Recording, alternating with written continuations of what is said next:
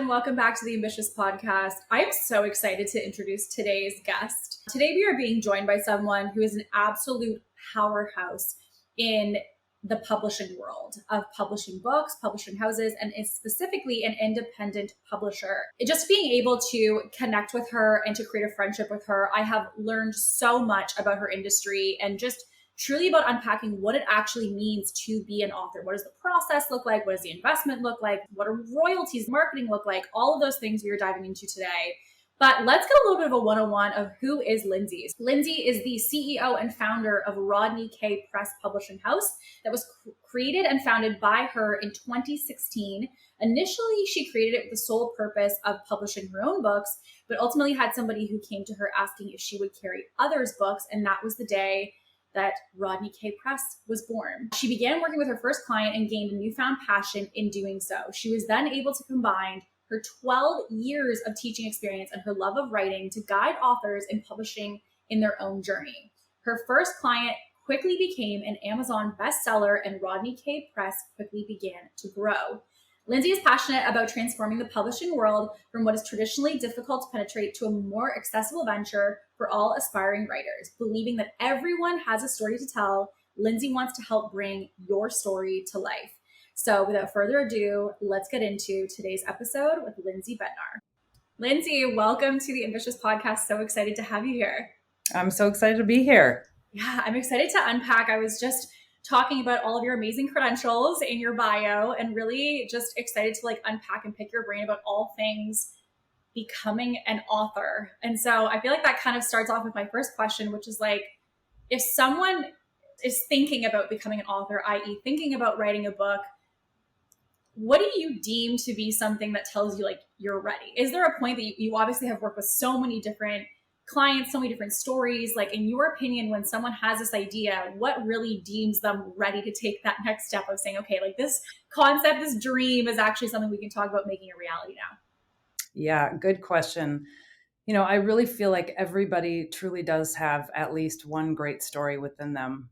And not everybody is always ready to share it. And so there are sometimes pieces that there will be a little bit of pre-work before we start working together and really crafting what is your story. And in addition to that, who do I want to share it with? And so the first thing I start with every author is, what is your intention and what is your why in sharing this story? Because if it's not crystal clear to the author, it's going to be lost in the audience as well. And that also helps when we're thinking about circulating and marketing it, really knowing who your demographic is and who is going to benefit most from the story as well. When you say the why behind it, what would be when you've worked with all of these different authors, some of the whys that you've seen, just so people can kind of think, I think most people listening would be well, because business, because have a book, right? Because check that box. But when you say why, what would be a specific or an example that you feel okay, this tells me we've really intentionally thought this through? Yeah. I mean, it can be a myriad of things. For instance, even when I have authors writing children's books, we go to their why. And it could be, I'm really writing this for a legacy. I want to pass this down to my kids, grandkids, and beyond. Mm-hmm. It could be for nostalgia purposes. It could be, this is a book that I never had growing up and I always wanted. That's a big one. And that's, they're already identifying a gap in the market. So it's a great place to start. A lot of people start with, this is a story I tell my kids, and this is one that we laugh about at home. And I think it's really going to resonate with other people. Mm-hmm. So even in children's books, we have those intentions, right? And then when I think about memoirs, people who have written memoirs with me have gone through something usually pretty traumatic. And when we dig into why are you wanting to share this story, it's always about inspiring, helping other people, and knowing that they're not alone in their process, that other people have had similar situations and they want to share how they navigated it. Let their audience understand that they're not alone going through the same thing, and that, hopefully they can educate in what they learned going through that process. And then I've done some self-help books as well. So that's always, the intention is usually pretty clear. I've had some design books, and those again are My intention is I want to show powerful images of women, and I want to, just pull in some poetry and some positive sayings. So I think usually an author might not know that their intention is very clear until we dig into it and I start asking questions, and it's like, oh, yeah, okay, this is exactly why I want to put it out. Right. Well, I know even in our time together, it was really interesting because I remember you were saying that, for example, hypothetically, there was like a client like myself who was like a business owner, but who was writing like a children's book. And it was so interesting to me because I guess for me, I always just assumed that you're a business owner, you write a book about business, or you write a book about your business story or something underneath your umbrella. But I think what's been interesting in my learning of talking with you was like, what you do as a profession really doesn't dictate the type of book that you're associated with as well. Like opening your mind to, if you have a story that you feel is not directly tied to what it is that you do, that still can be something that makes sense for you to kind of branch out as a connection of your brand. For sure. I mean, we're all so multifaceted, and I've worked with people who are parents and they're business owners, or they're, orthodontist, financial advisor. They have families. Their book might not correlate with their business. It might not correlate with their family. It might correlate with both, but it shows just how many sides we have of us, and how many things that people really have within them that they want to bring forward. And so a lot of times they might say, like, this is something that has been on my mind for a long time, and I don't know what to do with it, but I just feel like I need to bring it forward. And I'm like, oh, yay, that's the nudge. That's the nudge. So when we get that nudge from the universe, our only responsibility is to answer it. And by answering it, that's when they can reach out with me and we can start working together. Yeah, well, I was thinking about that nudge because I think that there's so many people who have that and they ignore it because they create reasons as to why it can't happen or why it shouldn't happen versus why like now is the time, right? I think even for myself, Right. to be totally honest, I even before, obviously learning more from you, very much was of the mindset of you need to wait till you're 50, till you've experienced the entire world before you get to write a book. Because to me, I was like, who are you to say? I guess for me, I always think about it's kind of like, I guess to me being like, I'm a life coach, but I haven't gone through life yet. That's kind of how I thought about it. I always was like this inner critique, thinking that I have to go and completely experience my entire business and everything that's going to happen before I can speak about it.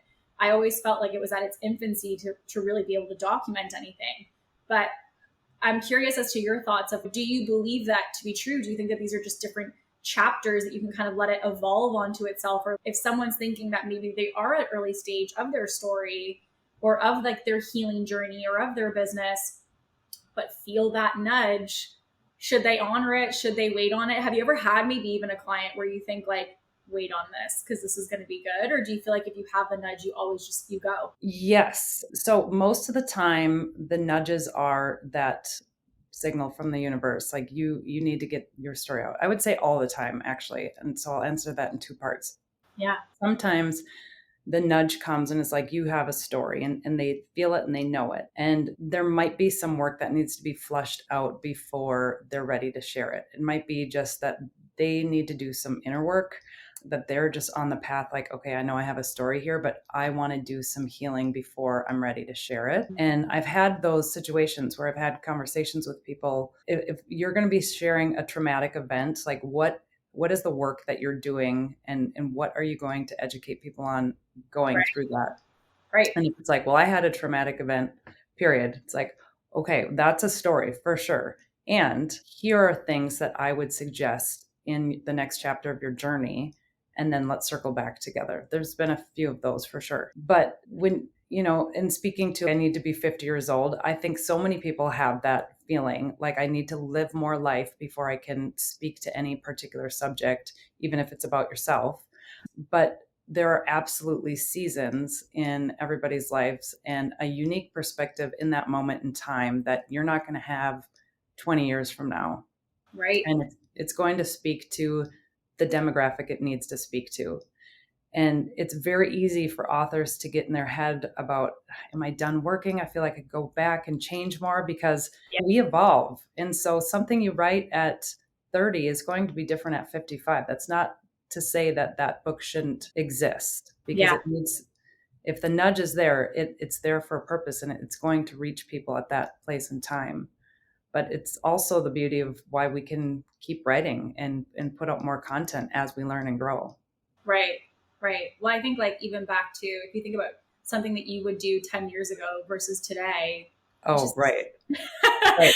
but I think it's an interesting perspective of you have a mindset right now, a perspective of the world that you're not going to be able to tune back into unless you write it right now in the moment where you're having that. So kind of to like honor essentially that perspective.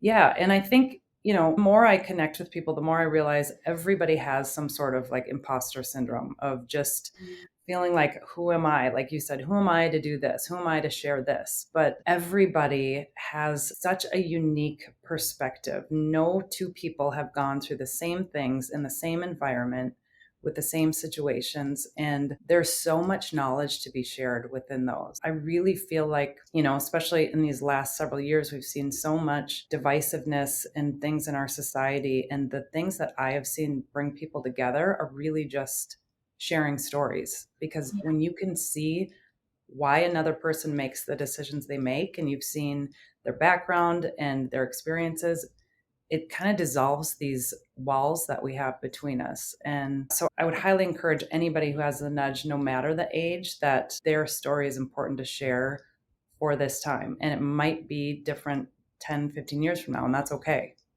Right. I mean, I agree. I think that some of the things that have made me feel instantly comfortable with people is as soon as they share something, maybe not necessarily trauma, but like something that's a vulnerable thing. Like I know we had a dinner and within like 5 minutes of us sitting down, we're like, here's my life story, right? And I think instantly it just breaks your walls down to be like, okay, like we're human to human. It's not like this facade and you instantly feel connected. So I feel very much that a book would have that same ability to really like tap into probably, I think also as a brand and a business, a part of you that maybe people don't see all the time. And you mentioned something of like imposter syndrome, which I feel like would naturally come up so much in your space. Do you feel like people ever have that thought of there's so many self-help books on the market? There's so many of these books out there. Like, why me? What's going to make this successful? I know in what you do, yes, very much strategical work for people, but also quite a bit of mindset work and being able to go through these blocks, right? Like someone feels like there's so many books in this market. How can I possibly stand out? What do you think about like that? Is it just a matter of the fact that this is a different lens? So that's kind of where the value lies, or what do you think about going into those saturated markets? I always tell authors when we start working together, like, you will get to a point in this journey where you are going to want to stop. And it usually comes by way of that fear, who am I? Sometimes they might share a little bit about what they're doing with friends or family. And then those friends and family, their fear might come up about how this story is going to be received. Or, there's so many things that come up. But I always tell people I am an author coach first, and I've learned the publishing industry.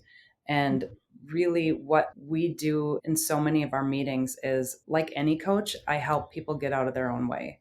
Yeah. And I only take projects on that I believe in. And so I'm really excited about every author which I work, and I see when those blocks are coming, and we have a discussion and we just kind of go back to their intention and their why and what's coming up for them. It's a very normal part of the process, and I've seen it from my stay-at-home mom authors writing a children's book to my authors who are running a successful company and are have built this huge career. It's really wide felt. And I would encourage everybody to know that if that comes up, they're definitely not alone, that is the norm. Well, you also mentioned, for example, like thoughts of family, friends as you're writing the book, like in connection to that, do you feel like there's anything that someone should think about? This is really a sit and process the following things before you say, I'm ready to press go. Because I think even for me, like I have a lot of stories that I could tell, but I think for, even for this podcast, I think a lot about, is it mine to tell? I think a lot about obviously my family being interconnected to my story, friends who are interconnected, and thinking about like, how much can I share? How much is mine to share? So I'm curious if someone kind of wants to maybe share something a little bit more personal, or even potentially from a place of trauma. I like what you said earlier of being ready, like speaking from scars, not wounds kind of thing, and making sure you're ready for that process. Is there anything that you think is important if someone feels this nudge that they should consider before seeking out that next step? I mean, that definitely comes up with a lot of my authors, right? When anybody shares a personal story, they're going to be met with fear from loved ones. Just how are people going to take it, whether those loved ones are included in it or not. Hmm. I am somebody who is like no skeletons, super like, here I am, take me or leave me. And so I always have a hard time if people are like, I don't want to put that in because I'm afraid of how it's going to be received. And I get it because these are people we really care about. And I really think it is our job as we are evolving and becoming more self aware to use opportunities like that to really open communication with people and their loved ones, their friends, start speaking the truth. I think we are entering into this new consciousness where people are done kind of sweeping things under the rug. And people want things that are real and raw. And I think the more that we encourage that open dialogue, that the better off we're all going to be. Having that said, I'm always respectful of an author if they're like, this part, yes, it's a part of my story, but I can't touch that because of its involvement. It might be children, for instance. Yeah. This happened before, and there's ways to work around it. We have had that in the past where it's like, I'm going to be as vulnerable and authentically me as I can, and I really want to protect these people. For me, sharing some of my stories was this mindset of, if I share, obviously not necessarily in a book yet, but I think in sharing the stories was taking the power away, kind of to your point of what you said, like being an open book, for me at least, was taking this power out of it being discovered on its own.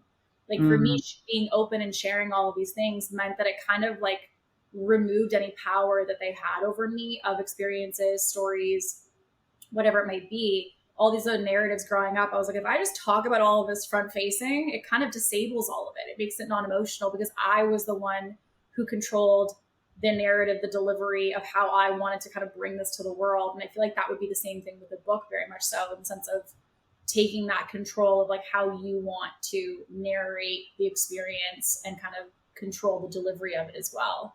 And so someone says, I want to write a book. I'm ready. I have the nudge. I'm listening. So they have the nudge. I know your process is extensive, and we'll definitely get into that. But I'm curious, like, first step, because for me, I'll be honest with you, I am someone who can film videos all day. Ask me to write anything. Ask me to write a caption. I feel like I'm struggling because it's just not my natural style. So when I think about writing a book, I'm like, I'm not very good at writing. So I would definitely be concerned as to that being a bottleneck. So I'm curious, someone wants to write a book, they feel the nudge, they're going for it. What does that first step look like if someone wants to get started? Yeah. So you mean like after we're working together?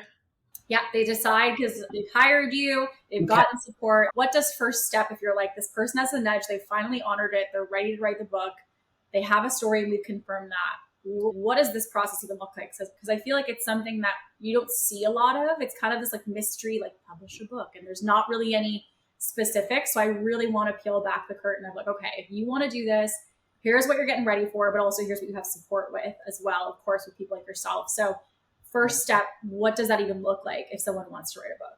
First step is really about finding clarity, and that comes with figuring out what the intention is, what the purpose, the why, who is the target audience going to be. And it starts to segue into the next process, which is like a structure and style where we figure out how is this going to be delivered? What type of book is it going to be? What type of format?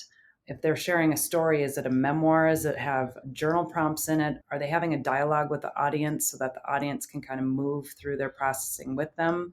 Or is it more of a story, like a chapter to chapter, pick it up, put it down?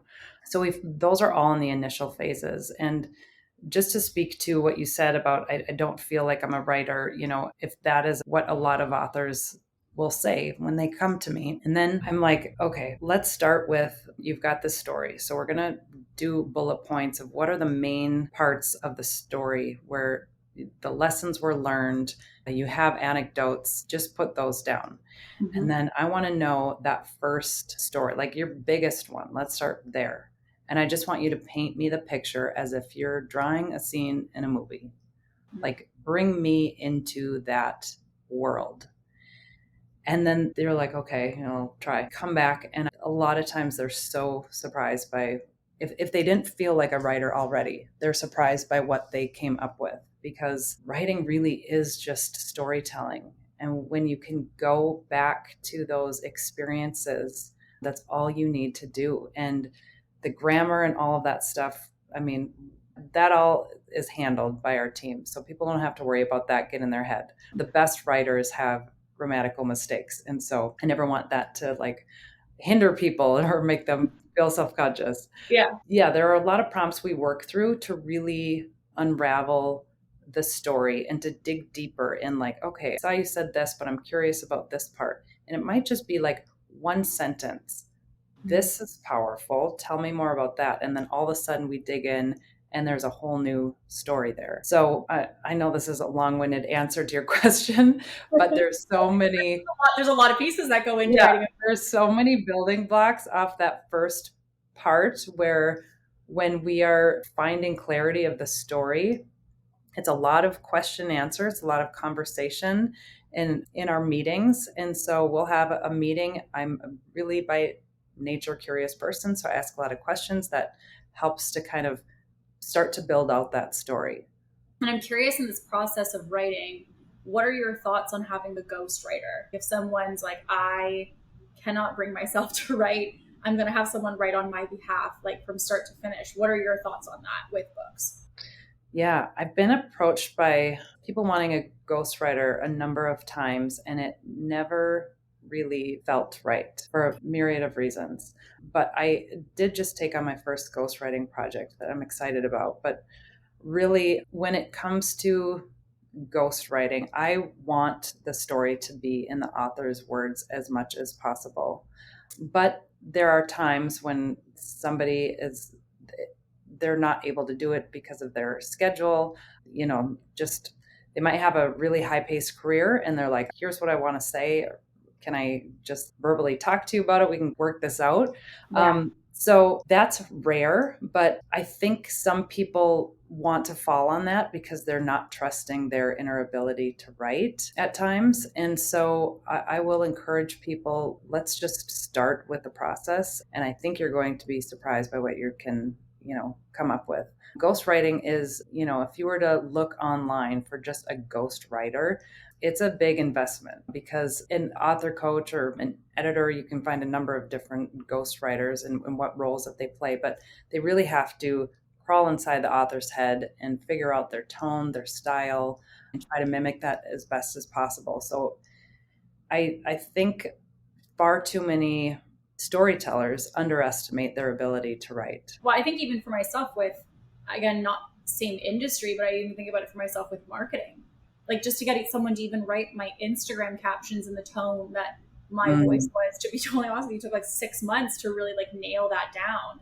Right. And those are posts that are going on Instagram. This is not a novel. So when I think about, that and translating your tone and also I'm thinking like intricacies of the language you use, yes, humor that you have, sarcasm that you have. Like, I love that part in books when I read something and I feel like I'm getting their personality in the little pieces in between in the story that they're telling. I thought about myself when I think about writing a book. I'm like, the first thing that comes up for me is I can't write to save my life. So I think that this not only is helpful for me, but I'm sure for other listeners who are feeling the same way.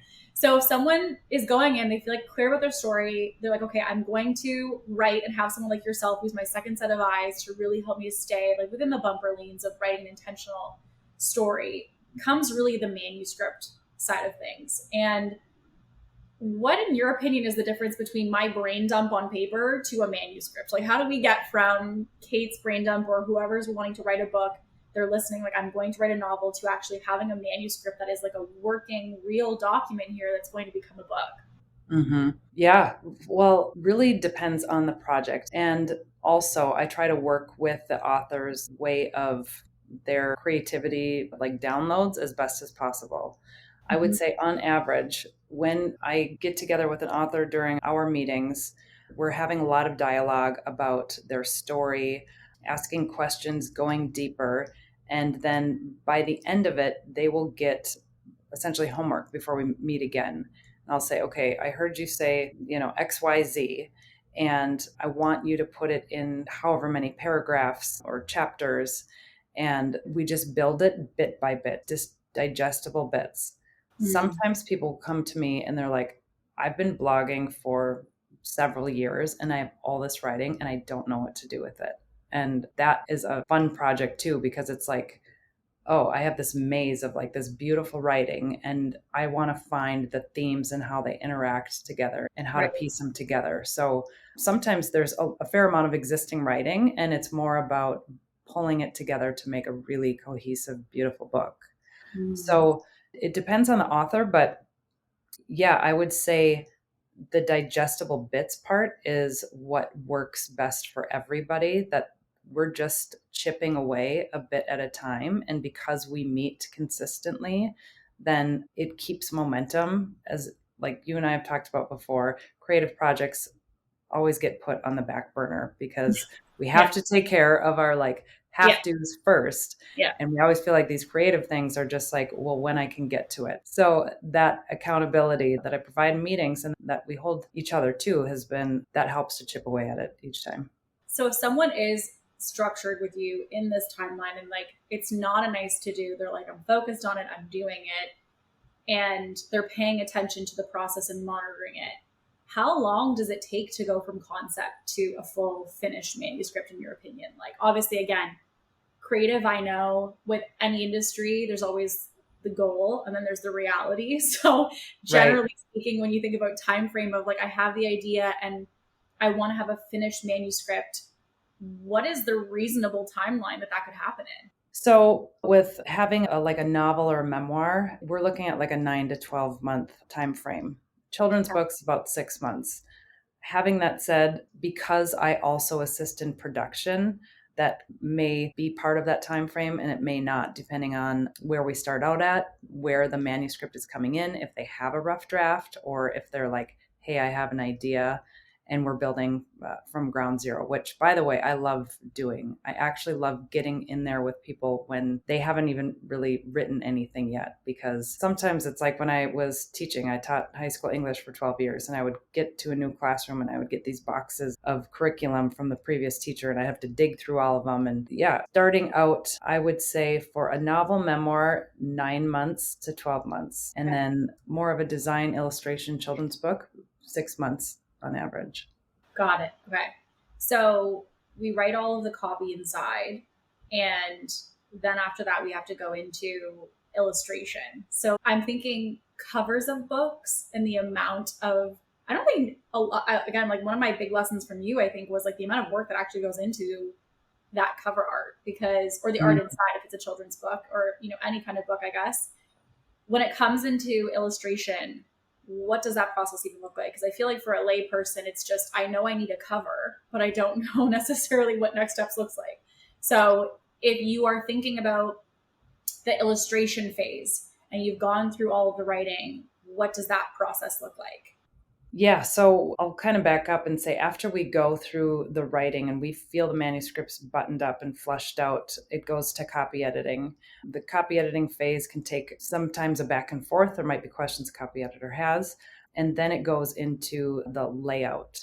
And so for a novel, for instance, I have a wonderful design team that takes everything that we do in Google Docs and they build it out into book format.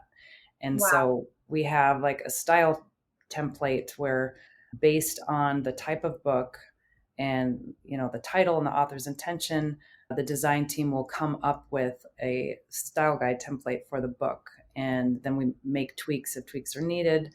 Cover actually starts before that, because once the cover is approved and accepted, those elements from the cover are integrated into the book. So whether it be font, if it's a children's book, it would be color, those things, we want to make it cohesive and have it go through the rest of the book. And there can be many rounds of cover decisions. Usually we could start with several options and then start to go down from there. I'd have the author give as much input in that process as possible. I think that's one of the things that's really unique to what I do is I want the author to have their vision highlighted and shown in the book. And having that said, I also have a fantastic designer who I will rely on bringing about really fantastic cover art. So it's managing the desires and expectations of an author while also knowing I have this fantastic designer that has a very keen eye for what's going to pop on bookshelves and online, why you might not want a white cover if it's going to be on Amazon with a white background. So Okay. many different things like that. Yeah. Okay. That's actually my next question was going to be, because I'm thinking about, and we're going to obviously get into this, but do you go into bookstores? Do you sell on Amazon? Like where this actually ends up getting launched? And I'm curious, in your opinion, if someone thinks about this as a move in their business, do you think that the cover is more like, because I feel like to me, my big thing is if no one gets past the cover, i.e., I see it on a shelf and my eye is not pulled to be like, what's that? If it doesn't get picked up, the story inside never gets consumed. So I'm curious as to, like, obviously that's how I see things from a marketing standpoint, but I'm curious from your side, as the publisher, do you think that the cover is equal parts as important as the actual copy inside, or do you feel that it's kind of secondary to the story? Yes. I mean, it is, cover is huge. I mean, as much as we want to say, don't judge a book by its cover, like we do. Yeah. That's Yeah. what our eyes go to. And there's so many amazing things you can do with cover to really highlight the interior of the book. One of the wonderful books that our designer did, You're My Favorite, has, I'm just going to grab it right here while I drop another book. The elements of dark and light. I don't want to give anything away. So I'm just going to say that it was very purposeful in the way that this was pulled together. And when you have designers that have an eye for those kind of elements and how you can bring about the correct mood and the tone, and just books that are going to have certain colors that pop out, that's super important. But you talked about seeing the book on bookshelves, and I know we've had this conversation before too, but for your audience, I want to share that every author, and I'm an author myself, and so one of the biggest things I wanted when I was getting started was to see my book on bookshelves. I couldn't wait for that. And while that is still exciting, and I have my book in bookstores and it's super fun to go see them and to take photos and have my kids be like, there's what is far more lucrative is for an author to sell direct. And there are a number of ways in which to do so. But for instance, somebody like yourself who has a successful business and is networking with people all of the time, if you were to go to an event, if you're going to a speaking engagement and you brought your own books and you sold them direct, that's going to be a far more lucrative option than when your customers are buying online. Having that said, we know that most people, unless they're directly interacting with the author, are purchasing from Amazon. It's, I have a love-hate relationship with Amazon because I am a huge consumer and I put books on there, but I love small business and supporting those too. But by and large, people are buying books on Amazon, and so that they do take a cut of the royalties. But there are so many ways within Amazon. They have a really great algorithm that I have grown to understand and get very accustomed to, so I can help authors position their book so that their books are a number one new release in their category, which then gets them onto many more pages. Those bars at the bottom, if you bought this, you might be interested in this. And so learning how to work with those programs instead of like, I'm not going to work with them, like really understanding how they can work for you. Right. And so it's more often than not, when we release a book on Amazon, it is a number one new release because of understanding that algorithm. Yeah. I mean, I think like I would be the same as what you said, which is like that idea of I just want to have it on bookshelves. But I feel like in understanding business, those shelves are precious real estate. So when you think about, like, I admit I buy a lot of books off Amazon because I'm just too lazy to go to the store. But then sometimes when I feel like I want to have like the bookstore experience, grab a coffee, go walk up and down the aisles and check out new books, I even think about the ones that are flat facing versus the ones that are turned to the side. And again, like now I feel like sometimes when you're in business, you can't like not see business. Like I can't not see good marketing. And I think to myself, the books that are positioned front facing have such an advantage over the ones on the side, because the covers and the art that you're talking about, I remember I was even going through all like the books that you've published, and there was one that makes sense that would activate me, but it's very like aesthetic and it's white and clean and sharp and modern on the cover art. And my eye instantly was like, ooh, that one. I didn't even know what the story was about. I have no idea what kind of book it was, but I just instantly was pulled. And I thought about like when you're walking up and down the aisles, the real estate of being on that shelf and the demand of everyone who's writing books wanting that place. So like when it comes to wanting to be on shelves, how does someone even get their book on a shelf? Is that something you need a publisher to kind of be a representative for you kind of thing? Or how does that even work? Because Amazon, I know you can definitely get it out to your audience, but if someone wants to have it on shelves, do you think it's even worth it? Yeah, great question. So I definitely think it's worth it when you are choosing a place that is it's going to attract the right customer base for your book. So, Barnes and Noble is really cool to be on Barnes and Noble shelf, and you're competing with a lot of books that may not have anything to do with your target demographic.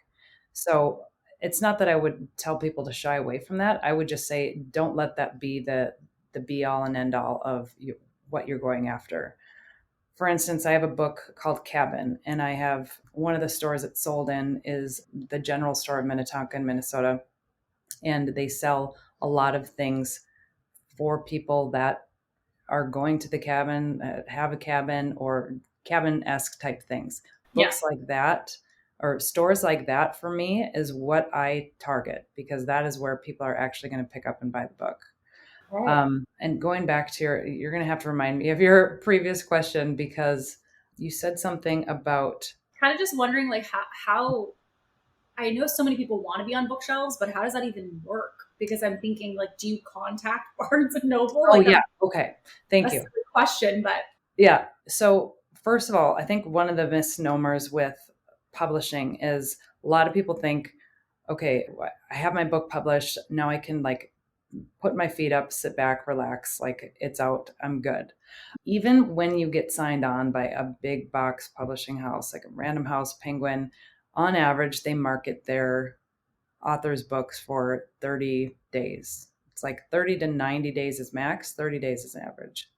wow. So it has always been on the, author's shoulders to carry their books, which is why the fact that these big box publishing houses take royalties for the lifetime of the book when they do very little to market circulate it.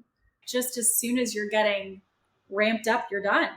Yeah, that never made sense to me, which is why I do not take royalties, which we can get to more later. But so when I connect with authors, as we're getting towards, our last end of like the production circulation meetings, I will coach them on what I have seen worked best as far as generating sales and traction. With all the different types of books that I've carried, there are definitely themes that go along with that. It's not what authors want to hear, but it really does involve footwork. Because if you have like a celebrity that's in a ton of stores, they're going to have an agent or a publicist that's doing that work for Yeah. them.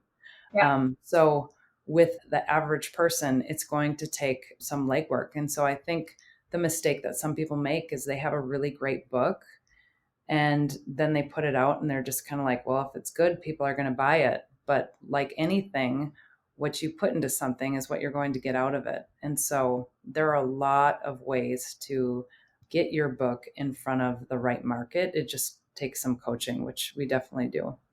Well, I think about it almost like business, right? It's like having a really good offer, but nobody knows you exist. Right? So it's like, okay, great, you've got this really good book, but if you don't market it and no one knows about this book, no one's going to buy it unless they just stumble upon it at a store or on Amazon kind of thing, which has happened to me a couple times where I'm just like, I'm reading the reviews and stuff like that. And I end up investing into a book. But 9 times out of 10, it's because someone has recommended it. Therefore, you're getting word of mouth marketing, or it's on social media of like, you've got to read this book and you're seeing the exposure that way.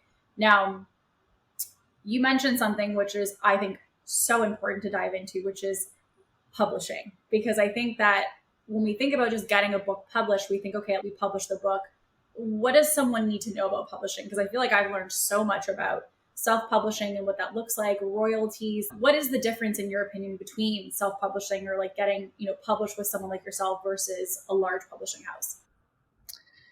Yeah, so what everybody is most familiar with is traditional publishing, where you have a manuscript, you sent it to literary agents that represent a traditional publishing company, and they may or may not get back to you with like, yes, we want to take this book, or we want to meet with you, or no. Like rejection letters usually don't even happen that often because they Oh, get so wow. many submissions. That is an arduous process. And I'm pretty sure it was like J.K. Rowling got turned down by like 99 publishing companies before Harry Potter was picked up. It was a lot. So Whoa. I apologize if I misspoke, but I know it was a lot. When you are doing that process, which I did before I created my publishing company, it is incredibly deflating because you start with this, like, I know I have this good idea. And then you start not hearing things and you start to think, oh, maybe it's not that good. What I heard a lot of times when I was pitching my manuscript for my first children's books, again, before I started the publishing company, was we think your writing's great. We think you have a good story here. We're just not carrying a book like this right now. Here's what we're looking for.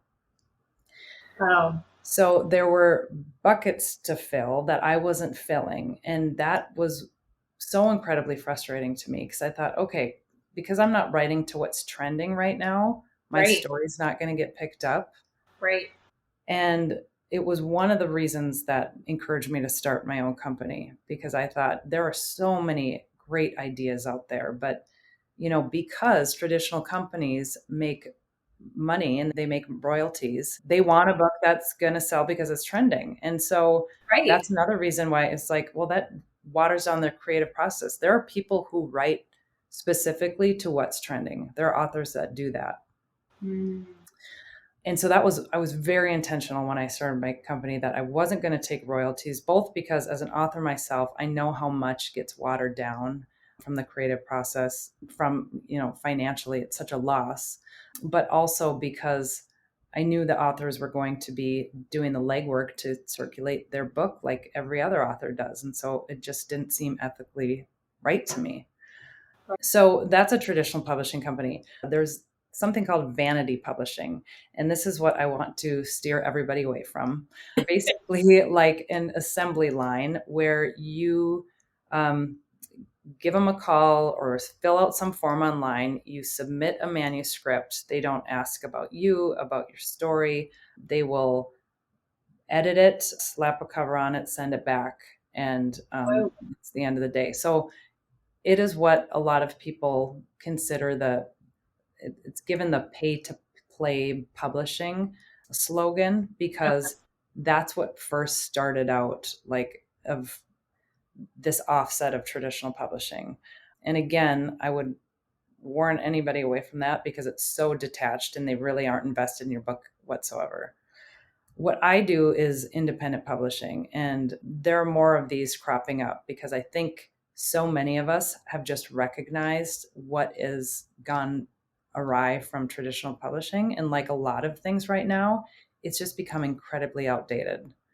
There's just not the need for giving the rights away to your book for the lifetime of its book anymore because of our ability to circulate and carry it. Independent publishing, the biggest thing is that we, at least for me, and I don't know if this is true for all, but I only take on books with which I want to work and authors with whom I want to work with. Way more freedom in the fact that it's not necessarily like I'm thinking as a business who takes a percentage off of book sales. It's not even necessarily about the story, it's about will it sell. A So million percent. yeah, like in comparison to you being like, I love this story, like I'm resonating with this. Just in hearing you say that, I feel like why would you ever go with, is there, to play devil's advocate, do you think that there's ever a situation that warrants going with a big publisher? What traditional publishing companies have in spades is distribution. Okay. There's no question. And so, having that said, though, So there are a number of authors who have had even best-selling books with traditional companies, publishing companies, and are walking away to either independent or becoming self-published because of how hamstrung they are to their contract, the ways in which they can work with their book, highlight their book.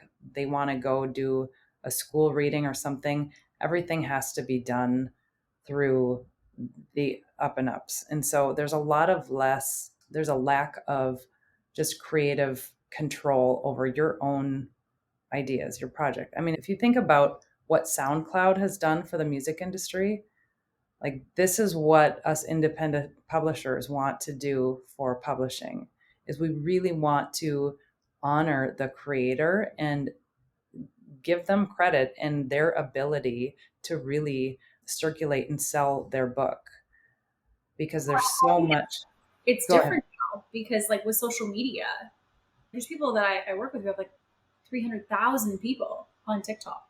So it's like to think about like before maybe the publishing house having a lot of power for distribution. I'm thinking about any creator being like, I have an audience of 300,000 people. I'll pump it out to them. Right. Right. Like, I Right. feel like it's changed the game when you think about distribution, because if you have the book and it's created and you don't have to give any royalties away on that. So you fully own it. You own the story, you own the production, you own all the pieces to it. And you have the ability to pump that out to, even if you think about an audience of 10,000 people, right? Like I think with social media, it's also changed the game as to like what distribution really looks like now. I'm so glad you said that because that was going to be my next thing. And you're absolutely right.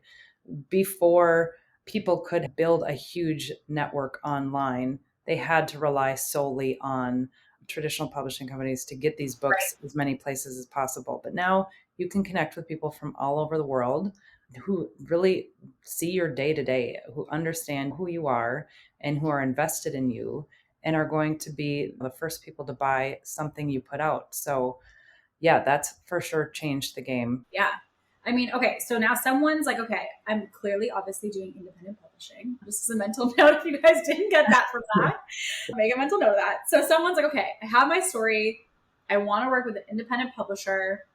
What are we looking for? Because I feel like in any investment, there's always, pros and cons. Is there anything that if someone's thinking about working with an independent publisher, they probably should be looking at or kind of have as like a mental note for themselves? I think it's super important that anybody who picks up your book they're choosy. They're not just picking up any project Okay. because like we've talked about before, if you work for a company that you're slated as the editor of this company and I just have to work on this book that I didn't necessarily get invested in, the energy is going to be so different. And I'm a huge energetic person about our frequency resonance and the way that Yep. we vibe is everything, right? Yep. And so because I only take on books that I'm really excited about, we're starting out of the gate with the best energy possible. I believe in it. I'm excited about it.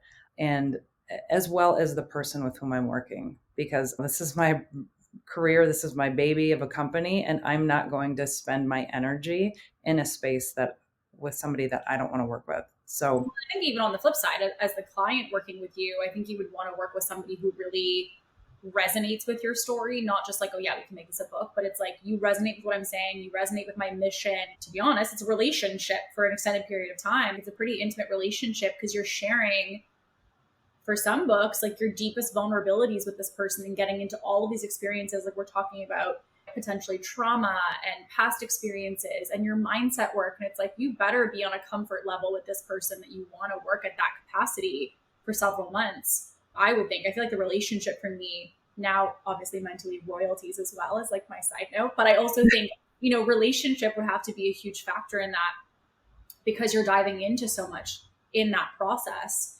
So yeah, it's huge. And even with children's book authors, even if they're not bearing a whole bunch of their soul, we're meeting consistently, every few weeks. And we just get to know each other on a deep level. And so, yeah, the relationship part is paramount for sure. So okay. choose somebody who wants to work with your book, absolutely, and with whom you want to work.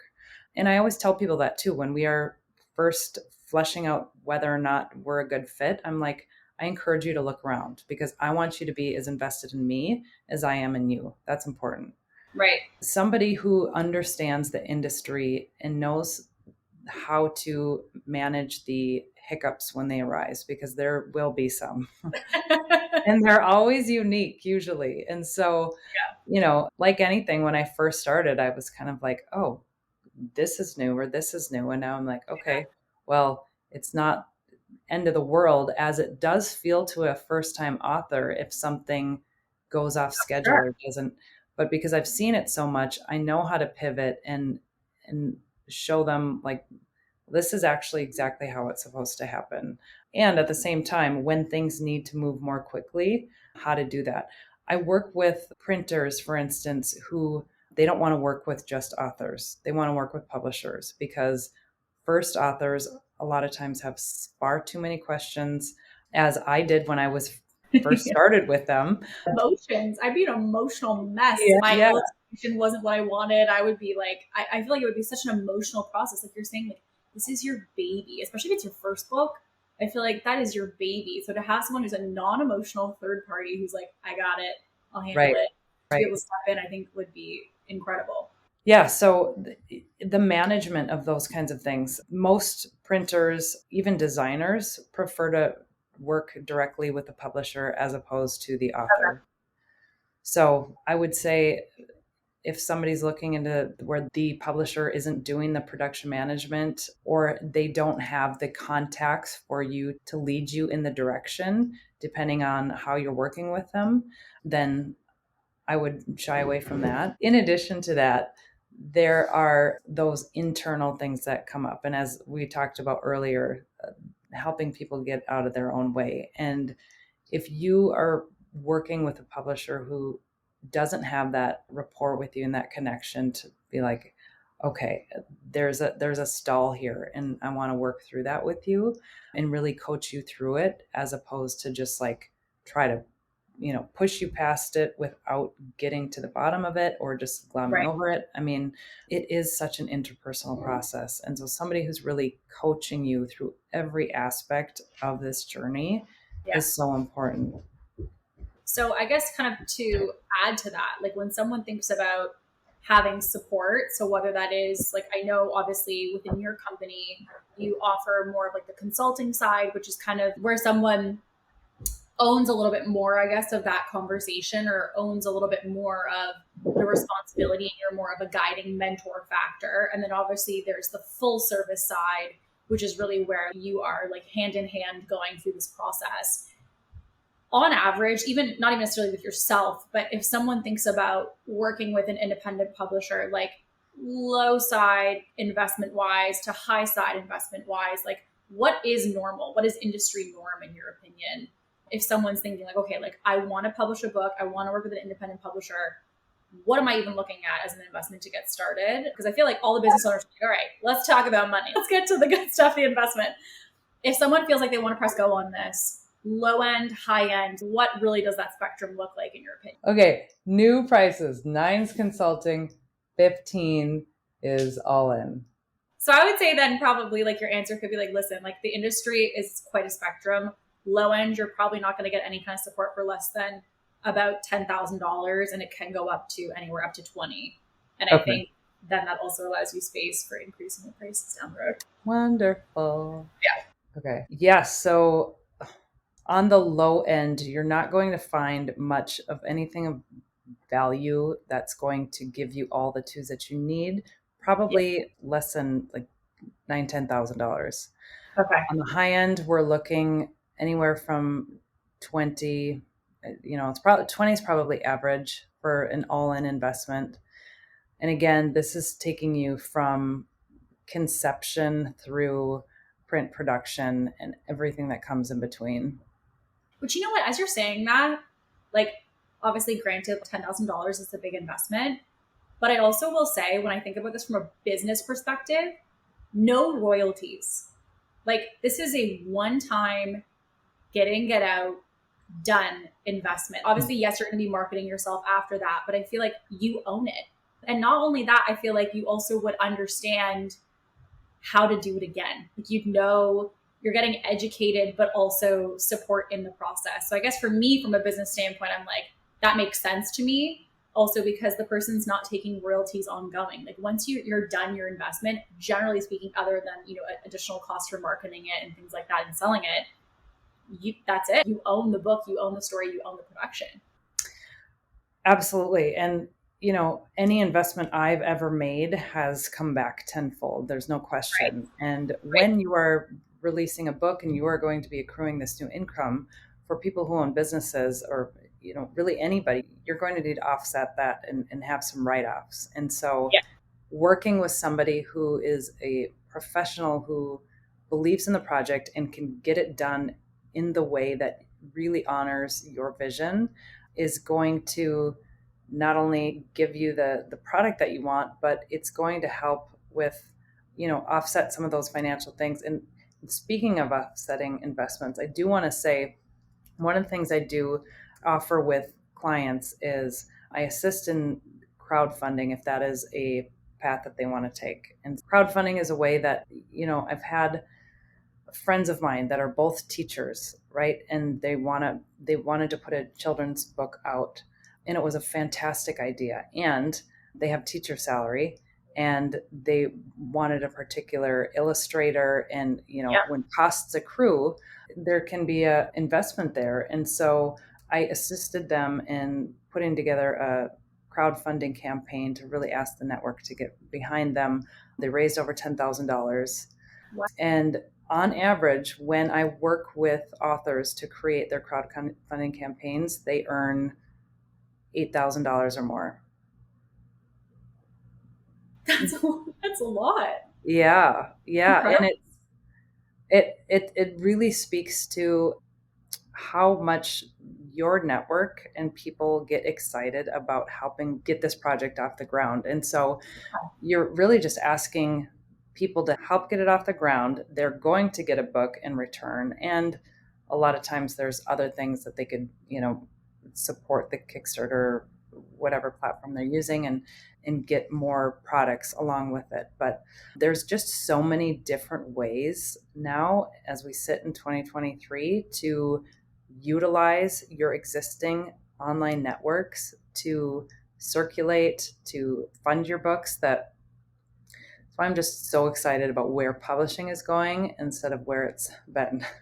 Right. Well, I think that honestly, the social media age, and I think also going into things like AI and all of these things that are developing, it's going to impact every industry. So I feel like as things are shifting, you're slowly seeing the changes roll out in every industry and kind of the new wave of what it's going to look like, which I feel like in some senses is very disruptive, but on the flip side is also exciting because it means, like you're saying, people are able to have that nudge, make the book, publish the book, and have that out. Like, I think to me, I'm just mind blown by the fact that someone can right now be listening to this and a year from now have a published book. Like that to me blows my mind, because I personally, and maybe you guys feel the same way, but I personally felt like publishing a book was like this very long drawn out thing. I thought it was also something that costs, to be honest, tens of thousands or like multiple thousands of dollars. Like I thought it was an easy $30,000-$40,000 investment. And I honestly didn't think it was possible without that, or without being a celebrity. Like to me, my only knowing of people who had books were people who already had such a high level of status. Like I think about the Michelle Obamas of the world who have like these incredible stories. And I'm like, obviously she has a book. But I think the everyday person, what I love about your company is really helping that everyday person to take their story and to make that into a book, and like really helping everyday people to become authors. And I think it's just such a different perspective than we've ever seen when it comes to books. And I think that natural imposter syndrome kind of floats away when we have conversations like today, because it makes people realize like, okay, like I can do this. Not only can you do it, but you can do it in a year, which is mind blowing to me. It's so exciting. It's just really a matter of when you press go. And generally speaking, again, like obviously there's hiccups that can happen, but generally speaking, a year later you could have a book. How exciting that is to kind of go from you with that nudge to having that book in your hand within a year. Like just incredible. So, okay, all of this to say, someone wants to learn more about working with you as a publisher. where do they go if someone wants to learn a little bit more about getting into your world? For sure. Well, I'm most active on Instagram. My handle is L Bednar. My publishing website's Rodney K Press, and there are several links to book a call with me on there. I'm also on Facebook and LinkedIn, but those are probably the two best ways to contact me. I also have a podcast called Storytelling. And so I've had some previous authors and their books highlighted on there, as well as just I'm a huge fan of storytellers and believe everyone has a story. So there's never a shortage of guests. That's a way to connect too, if anybody wants to check that out. Amazing. Alrighty, guys. Well, I would just say go connect with her on social. Just honestly, like today is like tip of the iceberg. She has so much more that we've in conversations talked about that she can share. So if you even have the itch or the nudge, as she said, of feeling like you want to publish a book and you feel like you've been thinking on it, stewing on it, it's been on your vision board, this is your sign to reach out, to honor the nudge, and to learn more about what that can look like for you. So thank you so much, Lindsay, for coming on. I so appreciate it. And today was absolutely incredible. And guys, go connect with her on social to learn more about her and her publishing company.